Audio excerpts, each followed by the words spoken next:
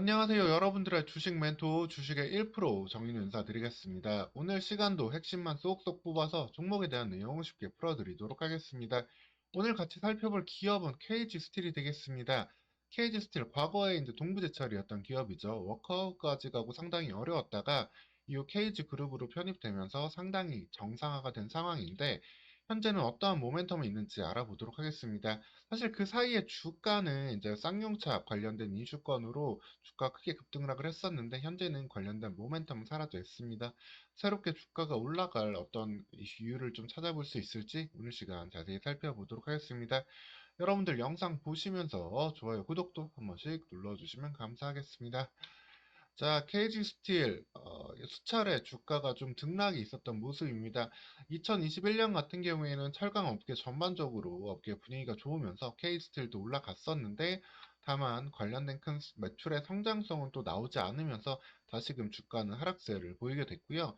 그 이후에는 시장에 쌍용차가 매물로 나왔는데 쌍용차 인수권으로 KG 그룹이 참여하게 되고 그래서 쌍용차와의 이제 시너지 효과를 좀 바라보면서 KG 스틸의 주가가 크게 급등락을 했었다라는 것을 우리는 알 수 있습니다.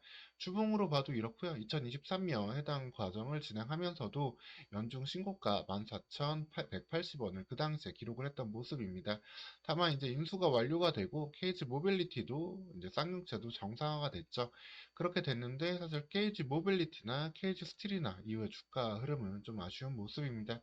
현대차, 기아차가 공격적으로 우리나라 자동차 산업을 이끌고 있는 것과는 달리 쌍용차, KG 모빌리티 같은 경우에는 한동안 이제 신차 개발이라든가 이런 부분들이 좀 없었기 때문에 의미 있는 좀 차량 라인업을 갖추기 힘든 모습이고, 그리고 KG 스틸도 KG 모빌리티의 이제 차 강판, 자동차용 강판을 좀 납품하면서 관련된 매출을 좀 낼 수 있는 기대, KG 모빌리티는 안정적으로 공급받을 수 있는 기대, 마치 현대차 그룹과 현대제철 같은 관계를 기대를 했지만 사실 이게 좀 안 되고 있어요. 사실 KG 스틸 이제 동부제철일 때도 관련된 부분들을 좀 생산을 많이 못했었던 상황입니다. 아직까지 그래서 KG 스틸은 차 강판을 만든 설비나 기술력, 소재 공급 이런 것들이 좀 준비가 되지 않았고 공격적으로 이 부분을 좀 늘리려고 하더라도 좀 다소 아직까지는 아쉬운 부분 속에 있다.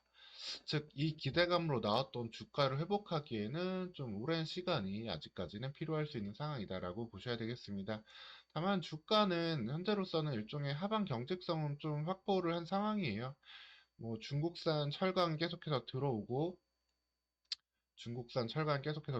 그 다음에 일본산도 엔저를 통해서 좀 들어왔던 부분들이 있지만 중국산 같은 경우에는 계속해서 품절 이슈가 나올 수 있고 엔저 같은 경우에도 드디어 좀 종료될 수가 있거든요. 일본이 이제 엔저를 일본이 제로 금리를 좀 고수를 했었잖아요.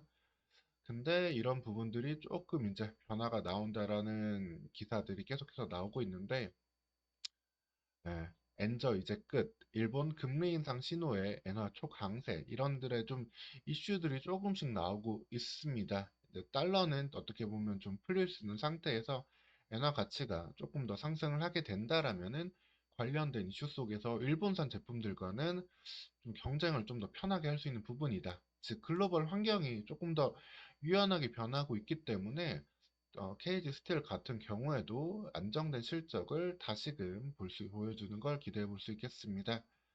그래서 영업이익 다시금 3천억대 정도까지는 꾸준히 찍어줄 수 있다라고 보고 현재 주가 8,400원 선, 시가총액 시가총액도 8,400억인데 이 정도의 수준은 충분히 유지할 수 있다. 이러면서 한 시가총액 1조 정도까지는 한번 바라볼 수 있는 그림을 내년에 한번 볼 수 있겠습니다.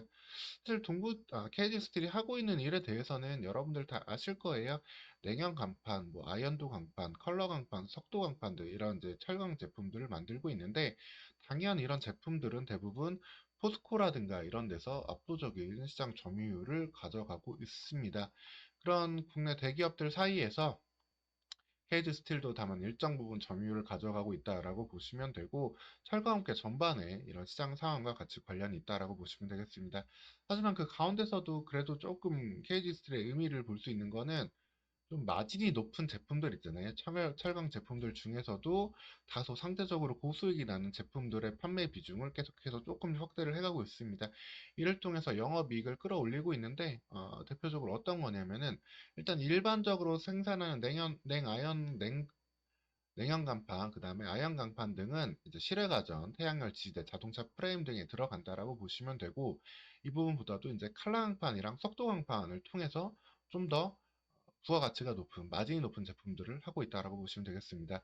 칼라 강판 같은 경우는 이렇게 좀 색깔을 입힌, 말 그대로 색깔을 입힌 강판이에요. 그래가지고 건축 외장재나 펜스용 자재도 사용되고 있는데, 국내 이제 품질 기준에 미달되는 수입재를 방지하기 위한 이제 건축법 이슈가 좀 나오면서 이 부분에 대한 좀 계속되는 매출이 좀 나올 수 있고, 특히 조금 더 마진이 높은 컬러 강판들, 예를 들어 가지고 자 여기 보시면은 자유로운 패턴을 표현할 수 있는 프린탱크 강판, 이런 고수익의 그 제품들이 25가지 종류를 가지고 있거든요. 프린탱크 강판 등을 포함해 가지고.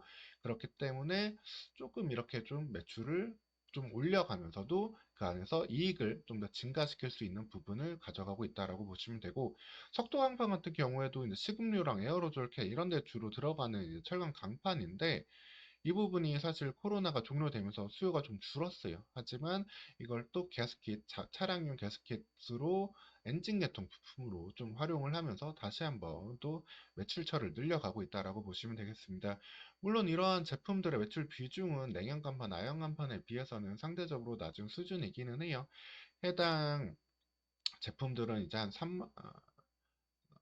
10만 톤, 그리고 여기서도 한 13만 톤이지만, 중요한 거는 냉아연동 간판이 훨씬 더 많은 수량을 30만 톤가량 차지하고 있습니다. 즉, 이런 부분을 통해서 기본적인 매출은 이어가되 조금의 수익성을 챙겨갈 수 있는 전략을 동시에 구사하고 있다고 보시면 되겠습니다.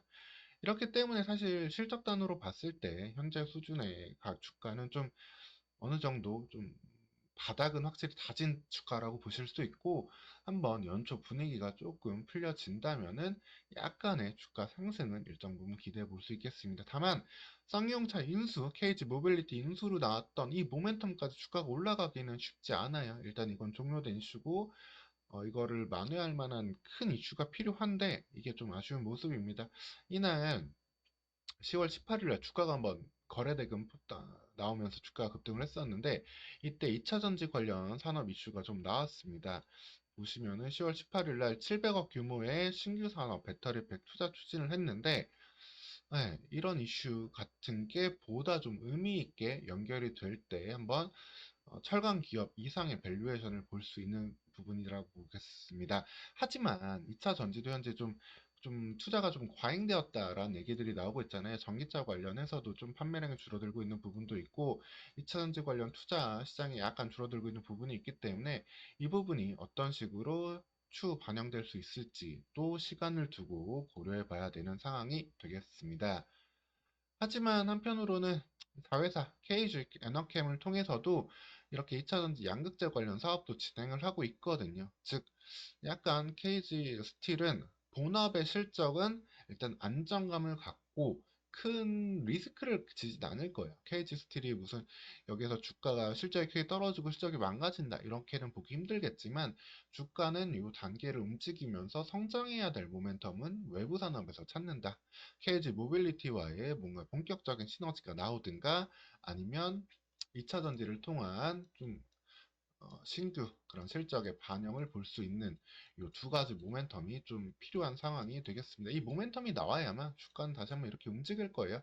그러지 않으면 당분간 이 안에 쪽에서 움직일 수 있으니까, 좀 올라가면은 일부는 좀 정리하면서 좀 종목들의 좀 포트폴리오를 다변화하면서 미래를 봐야 되는 그런 KG 스틸이다라고 여러분들 보시면 되겠습니다.